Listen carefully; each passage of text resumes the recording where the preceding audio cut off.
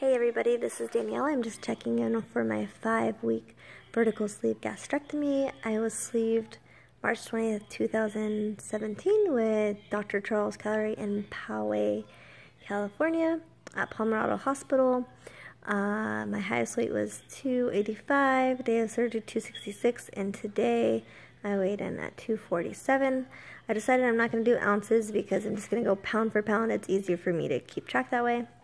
I heard someone else do that and I was like, oh, that makes sense. So that's what I'm doing. So anyways, that makes it a 2-pound loss this week. So that's pretty good. I had 11-pound loss the first week, 5-pound loss the second, I believe, or it was 4 pounds. I don't know, vice versa. I went 4, 5, 1, and then this week is 2. So that's pretty good. I'm excited about that. This week was pretty good. I had a couple hiccups. The first one, I went all day without eating. And I was drinking water, but not as much as I should have been. That's something that I used to do before surgery, is I wouldn't eat the whole day, and then at the end of the night, I'd be starving, totally famished, and go crazy, but you can't go crazy with the surgery. So that day, I ended up trying to catch up all night, around like 7:30 or 8, and I didn't get any sleep because I wanted to get my protein in, and then the next day I was tired because of it, so no bueno. And then the second thing is I went to a birthday party yesterday.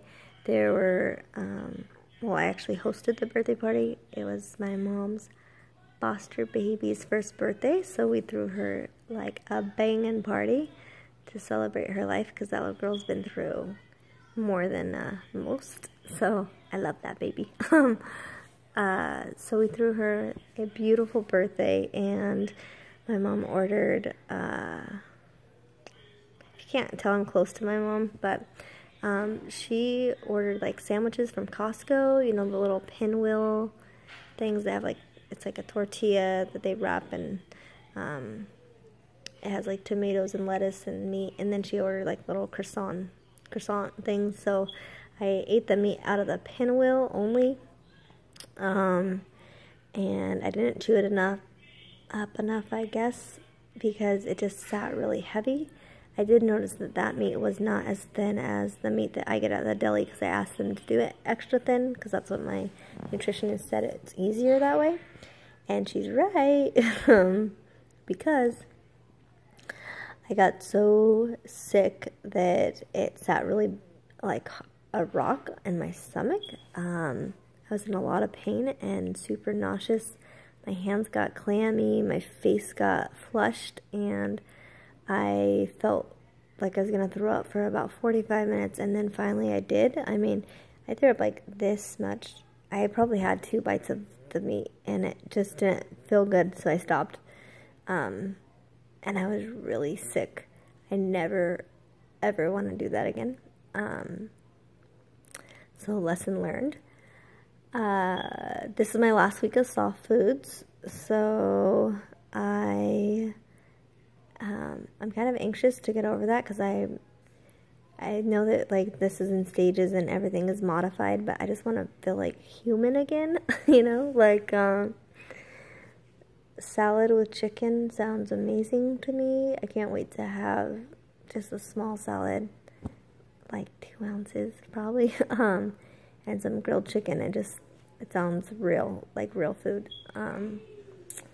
So what else? Oh, I went to the support group this week in person through my center. Excuse me.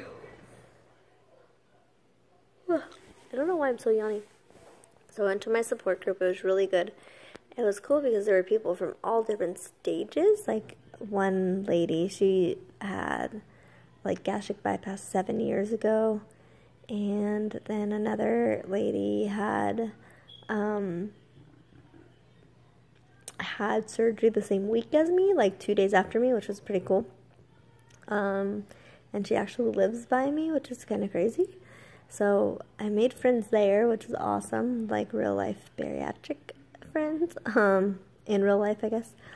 And there was also, it's a really safe place, so things were talked about that were pretty deep that I was like, oh, okay, And there's a guy that runs it. He had surgery like 3.5 years ago, and he lost 150 pounds, and he's super, super athletic now. Like, you would never know that he had surgery. It's pretty inspiring to see that. He runs marathons all the time, and the dude is like buffed out. It was crazy. And then also the nurse practitioner that's part of our center, she's there to facilitate and make sure that, I guess that like medical things are correct or not correct. Like, if we say something or ask about certain things, then she helps, which I thought was really cool. Like, when I haven't been chewing gum since surgery, and someone said they were getting like nauseous all the time, and he was chewing gum, and someone said that gum makes them nauseous because it pumps air, which makes sense, you know. But I was told that if you chew gum, that it makes your stomach think, like activates your stomach. It makes it think that something's coming down the way, and it can develop up to a quart of juices. That's actually what a nurse had told me, and someone else had brought that up, and Tori, our nurse practitioner, said that that's not scientifically proven, and my doctor goes to PubMD and cross-checks everything, and that's not the truth. We also talked about stalls and how you're not actually in a stall if you only have a low week one time, or like no loss for one time. It's not considered a stall unless it's 2 full weeks, which I thought was interesting. So if you don't lose anything for 1 week, that's just kind of your body adjusting to this new life, which I thought was cool.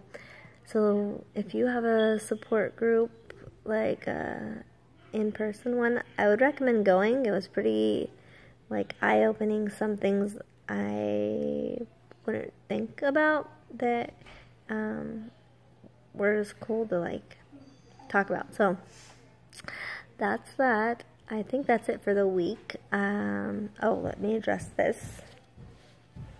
Wear sunblock, people.